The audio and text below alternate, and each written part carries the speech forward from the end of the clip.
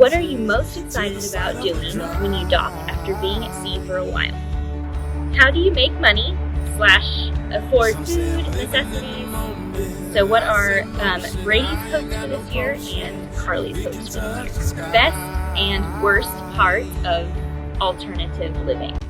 I'm Carlie, and this is Brady. In early 2020, we sold our house and most of our possessions and took our first big leap into living our vagabond dreams. We recently hiked 800 miles of the Appalachian Trail, and now we are purchasing a sailboat to start sailing around the world, all while capturing a creative journal of the journey.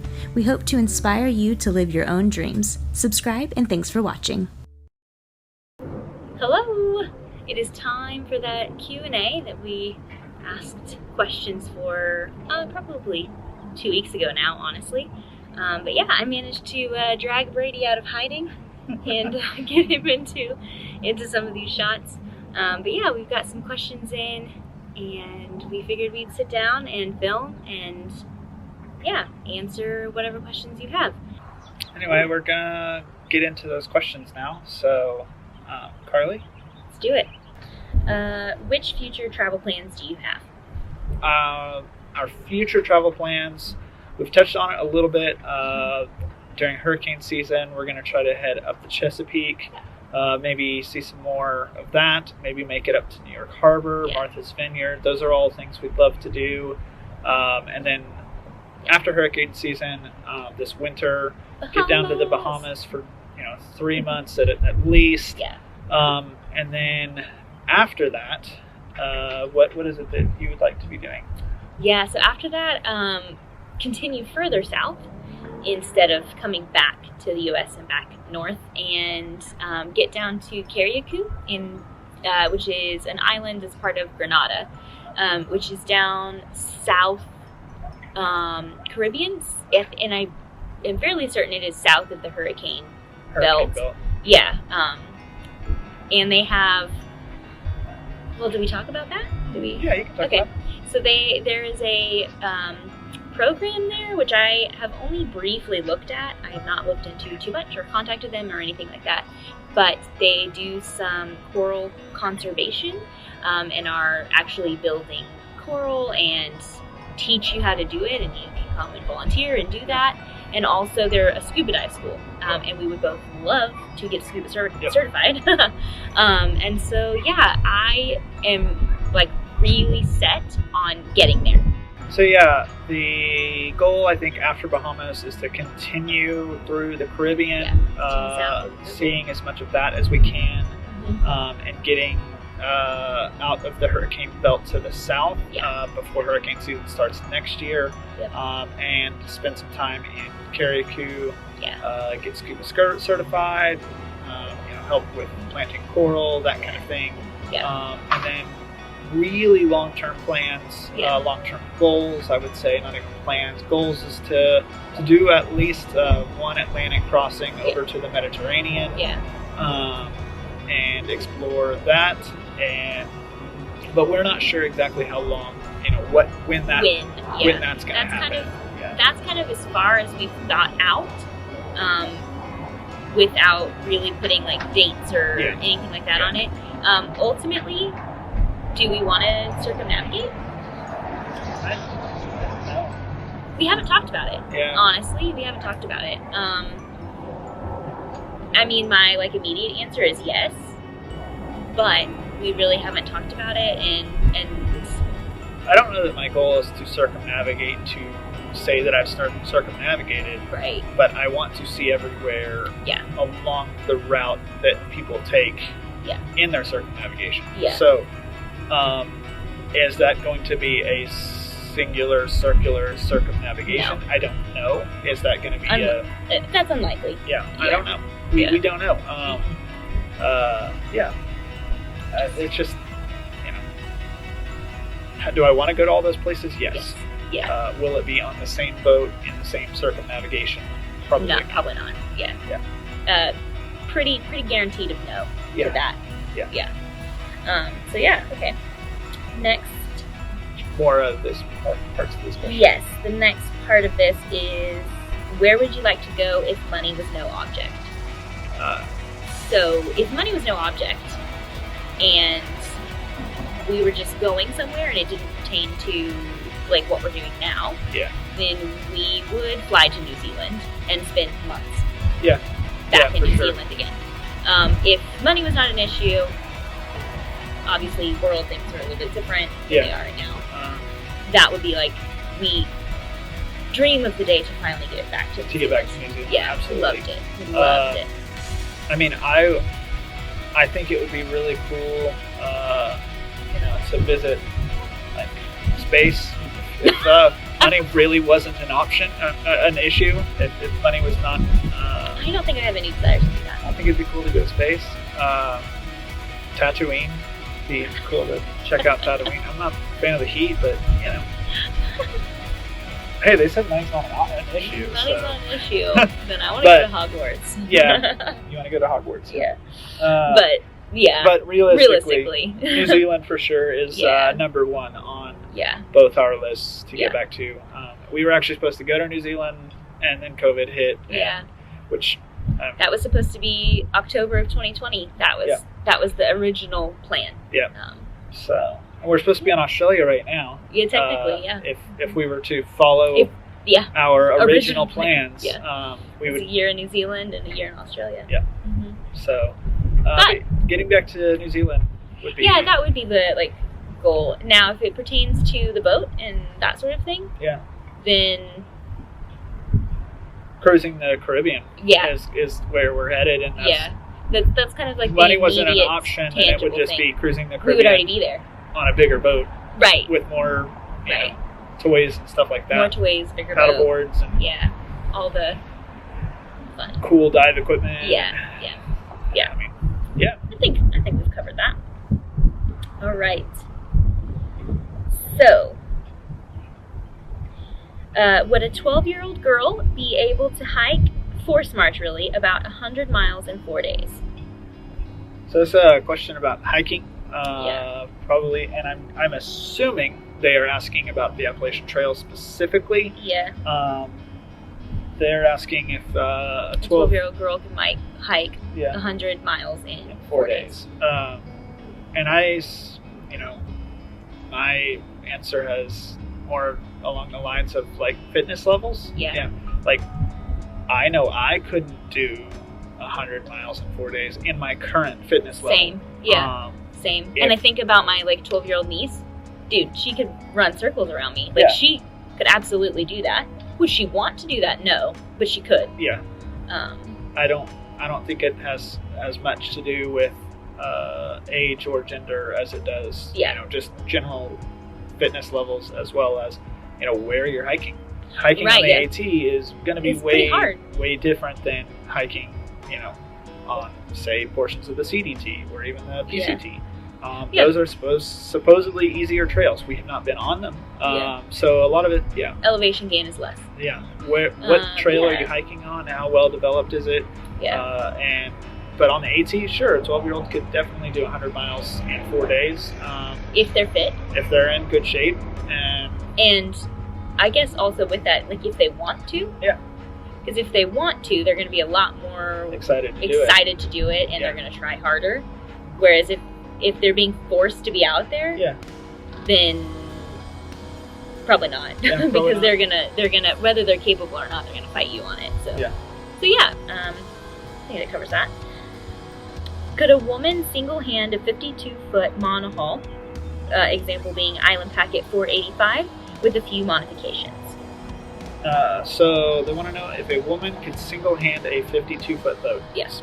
Very specific stipulations. Yeah. But I don't think gender has anything to do with being able to single-hand a 52-foot boat. Yeah. I think not at all. That entirely has to do with your skill level, your knowledge of your boat, and then B, the gear on your boat. Yeah. Those two things will make a much bigger impact than I would say your gender. Yeah. Skill level, how long you've been sailing, how well can you handle your boat? Because you drop me in somebody else's boat. Yeah. I wouldn't be able to single hand somebody else's boat because without learning it. I don't know their boat. Yeah. How well do you know your boat? Yeah. How skilled are you as a sailor? And also, what gear do you have on board? Like our boat is not a single hand boat. Our auto helm, you can't rely on the auto will helm. not hold a course for a long period of time, or long enough for you to trust it to get rest. Also, when you talk about single-handing a boat, are you doing 10-hour days, or are you doing a 2-week offshore extravaganza? Yeah. What different kinds of skill, I guess. Yeah, I single-handed Valinor up the ICW. That's 8-hour days motoring in the ICW. 8 to 14. 8 to 14, yeah. It was easy. Yeah. Could have done it on a bigger boat. Yeah. But, could I single-hand... Getting into this dock? Yeah. Could I single-hand, getting, into our slip? I couldn't even get our 35-foot into the slip single-handedly. With the gear on board. Right, with the gear on board. We had trouble getting in here as it is. Yeah. With the two of us and three people on dock. Yeah. But to answer the question, I think anybody could single-hand a 52-foot boat with the right amount of skill and the right gear on board. Yeah, for sure. Having a boat, 52-footers, typically, you probably have a bow thruster that can help you control the bow if you're going in and out of a slip all the time. Yeah. Those are the kinds of things that make or break it. I don't think it has anything to do with gender. Okay, next is, what size boat should I look to purchase for a solo trip around the world? Do not say for me to not go, because I'm not going to listen. Solo trip around the world. So, with that, I guess it kind of depends on, is your goal to circumnavigate quickly in one go, or are you doing it leisurely and stopping and sightseeing along the way? It kind of changes things. Also, we're never going to tell somebody not to do something that they want to do, chase your dreams, do them. Obviously, be prepared and know what you're getting into. Yeah. But, we're never going to tell somebody. Do your research. Yeah. Know what you're doing. Plan ahead, but go for it. That's what we're always going to tell people. Yeah. But when it comes to size of boat, it's a very personal question, and it also depends on what your goals are. If your goal is to get around the world, people could do that in tiny boats, people do that in massive boats. Yeah. How much comfort do you need? Depends on how much comfort you want, how long do you plan on staying in one location, because, if you're on a tiny boat and you get, cabin fever easily, and that's going to be hard. That's going to be hard because you do, if you travel around like we do, you live on anchor most of the time. So you're living in your boat most of the time, not actually moving it. And but for crossing oceans, that kind of thing, I would recommend anywhere from a 35 to a 42. Yeah. I think that's a pretty typical range for somebody who is going to single-hand their boat. Single or couple, that kind of seems to be the standard range. Kind of the sweet spot. Now, people do it in 20-footers. People do it in smaller, people do it in bigger. And are you sailing or are you motoring? That also, I think, makes a big difference. Yeah, I would assume they're asking about sailing. Yeah. And not in a trawler. Well, there's a semi. That's going to be loud. They don't specify. I'm going to assume sailing. Yeah. But, I would say 35 to 42, somewhere in there. It's going to be a comfortable range. Yeah. Bigger than that. You don't need bigger than that. You don't need bigger than that. If you're doing it solo. Yeah. You really don't. You can fit loads of food, loads of gear. And not feel overwhelmed by the size of the boat. Very easily. So in our just kind of off the cuff answer, 35 to 42 foot. Yeah. And just after that, you're just spending more money. Yeah. And you could do it smaller, but the smaller it is, the more uncomfortable it's gonna be. Yep. In either way, oceans will be more uncomfortable being an anchor, smaller being uncomfortable. So I think we've covered that. But follow your dreams. We're not going to tell you not to do it. Yeah. So next question is, does liveaboard sailing satisfy your urge for adventure in the same way that hiking does? Do you want to answer? Yeah, sure. It absolutely satisfies our urge for adventure. However, it is totally different than hiking. I really you can't compare them. They're just so different. And sailing and doing this now, I am never gonna stop missing trail and trail life and backpacking. Being on the Appalachian Trail, and I think if I went and swapped and went back to that right now, then I would miss this. So I don't think that they're synonymous. Is that the right word? I don't think you can. I don't think one is doesn't replace the other. Yeah, one is not ever going to replace the other, and I will always want both. So yeah, it does fill that urge of adventure that we definitely have in our bones, but it doesn't fill the gap trail has left. Yeah. You know, there's always going to be portions of you. Yeah. Out on land and on trail. Yeah. And that kind kind of thing. sea. And then there's going to always be portions of you, missing the waves. Yeah. Things like that. So. Yeah. So satisfy the urge. And in the same way, they're just different. You just can't compare them. Yeah. They're just different. Yeah. But what's funny is they are different, but they also are very similar, especially when it comes to the community and things like that. Communities, one set's sailors and one set's hikers, but they are essentially the same. Yeah, very, very similar. And, And in the everybody kindness, takes care willingness of to each help. other. Instant friends. Yep. Lend a hand whenever you need it. Yeah, for sure. Yeah. Continuing with that. Yeah, continuing from that, or does it take away from or does the fact that it is also your home take away from it? I don't think it being your home takes away from the adventure. Because I feel like on hiking, your tent was your home. Yeah. You packed it up and put it away when you moved, but then you got it back out, and it still felt like home. Yeah. And the same way, we don't pack up our boat and move it, but we do. Well, yeah, I guess it's a different kind of pack it up. You gotta secure everything. That's true. You pack everything away so it can move. You don't carry it on your back, but it carries you instead. Yeah. And then each day, well, not how we're doing it now, but in the Bahamas, each day is probably somewhere new, and you unpack when you get there, and so it doesn't take away from it. It feels, that aspect feels very similar to trail. It is less grueling on your body than trail is. Yeah. It is, less hard on your body. I guess it's hard in a different way, is we don't get enough movement and exercise, so it's kind of the opposite of trail, which you can argue is also detrimental to your body. Yeah. Anyway, I think we covered that. Do you think so? Do you have anything to add to that? No, I don't have anything to add. All right.